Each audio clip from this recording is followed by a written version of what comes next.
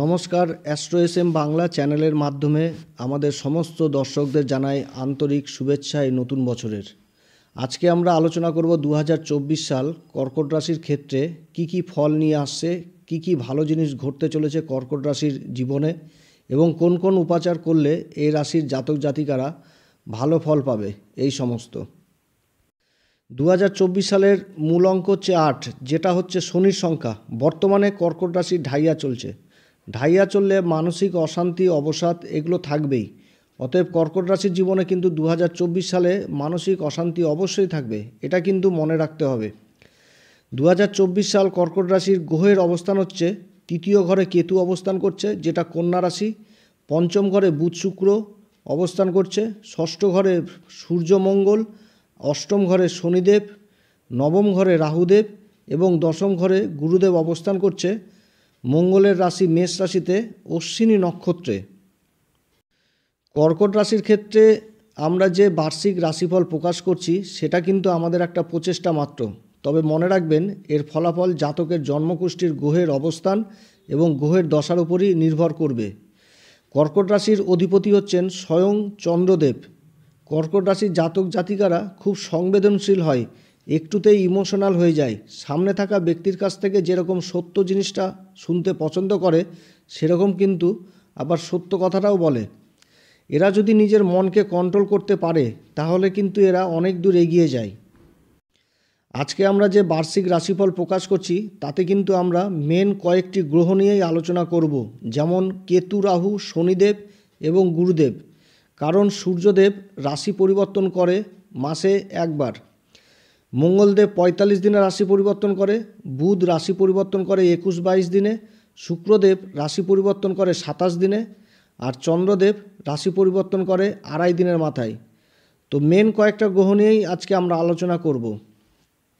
আমাদের জীবনে যত রকম আকস্মিক ঘটনা ঘটে তার সাথে কেতু কোনো না কোনোভাবে জড়িত থাকে। বেদে কেতুকে বলে ঝান্ডা, যার স্থান উঁচুতে। রাহুর বিপরীতে কেতুর অবস্থান। পাপ গ্রহের শ্রেণীতে রাহুকে সর্বাধিক সর্বোচ্চ স্থান দেওয়া হয়েছে, আর কেতু যেহেতু তার বিপরীতে তাই সবথেকে শুভ গ্রহের স্থান কেতুকে দেওয়া হয়েছে। কর্কট রাশিতে কেতু থাকছে তৃতীয় ঘরে কন্যা রাশির উপর। যদি কর্কট রাশিতে বুধের অবস্থান সঠিক থাকে তাহলে এই কেতু সাংসারিক সুখ দিবে, ব্যবসা বাণিজ্য দিবে এবং ধর্মের প্রতি রুচি প্রদান করবে এবং যথেষ্ট পরিমাণ অর্থলাভও করাবে। কিন্তু দেখতে হবে যে জাতকের কুণ্ডলিতে বুধের অবস্থা কীরকম রয়েছে। যদি বুধের অবস্থান খারাপ থাকে তাহলে কিন্তু অন্যরকম ফল হবে, আর যদি বুধের অবস্থান ভালো থাকে তাহলে সমস্ত কিছুই আপনার পক্ষে থাকবে। কর্কট রাশিতে হচ্ছে শনিদেব সপ্তম ঘর এবং অষ্টম ঘরের অধিপতি, আর অষ্টম ঘর থেকে আমরা আয়ুর বিচার করি। আর শনিদেব হচ্ছে অষ্টম ঘরের কারক। চন্দ্রদেব কোনো গ্রহকেই তার শত্রু মনে করে না, কিন্তু শনিদেব চন্দ্রদেবকে শত্রু মনে করে। কর্কট রাশির ক্ষেত্রে সপ্তম ঘর হচ্ছে শনিদেবের নিজস্ব ঘর মকর রাশি, আর শনিদেবের উচ্চ ঘর হচ্ছে তুলা রাশি, যেটা কর্কট রাশির ক্ষেত্রে চতুর্থ ঘর।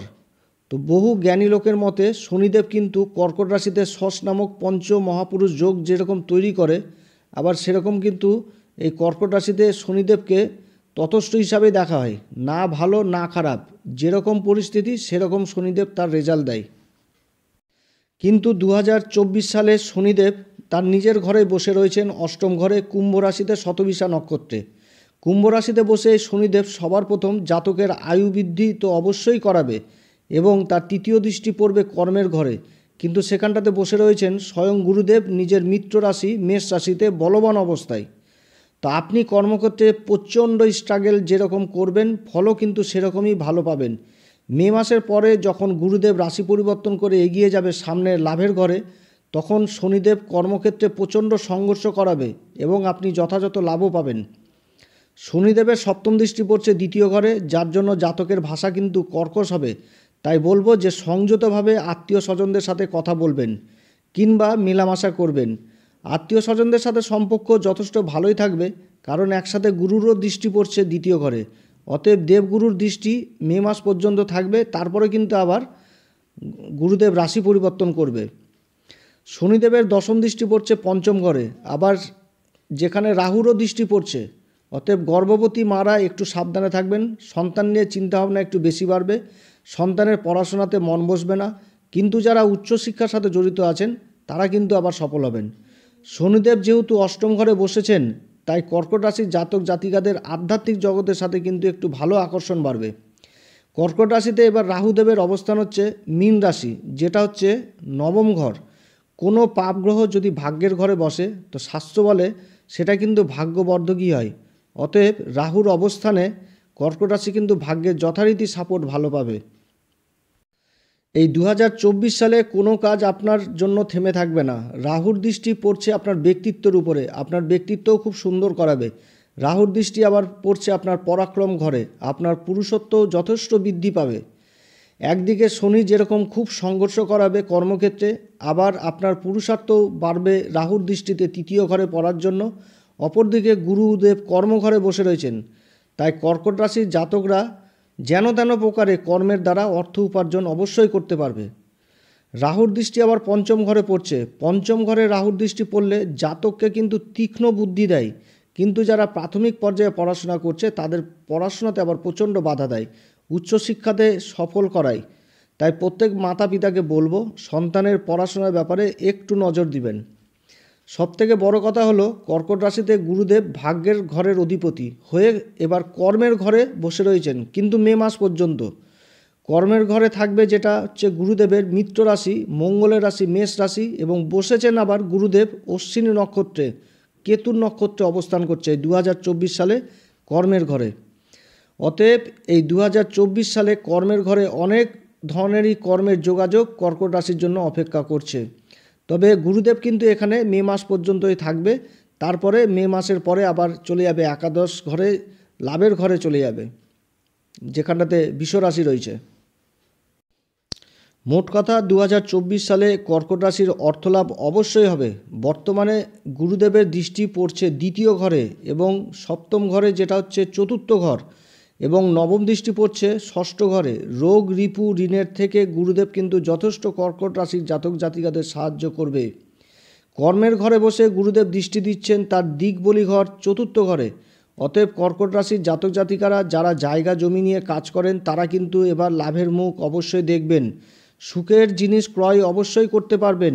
মায়ের শারীরিক অবস্থার উন্নতি অবশ্যই হবে। বন্ধু বান্ধবদের সহযোগিতাও পাবেন, কিন্তু মে মাস পর্যন্ত, তারপরে কিন্তু গুরুদেব রাশি পরিবর্তন করবে।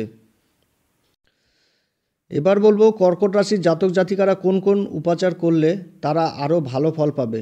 যেহেতু কেতু বসে রয়েছে তৃতীয় ঘরে কন্যা রাশিতে এবং রাহু বসে রয়েছে নবম ঘরে মীন রাশিতে, অতএব কেতু আর রাহুকে ঠিক করতে হবে। আর কেতু রাহুকে ঠিক করতে গেলে বুধকে ঠিক করা লাগবে। তো বুধকে ঠিক করতে গেলে আবার গণেশের পূজা, তো গণেশ পূজা অবশ্যই করবেন। গণেশজির পূজা প্রত্যেক দিন সকালবেলায় গণেশের মন্ত্র পাঠ করবেন, ওং গণ গণপতেই নমঃ। গণেশ দর্শন করবেন। বুধবার করে গণেশজিকে দুর্বা অর্পণ করবেন। গুরুদেবকে অবশ্যই গুরুদেবের বল বৃদ্ধি করুন।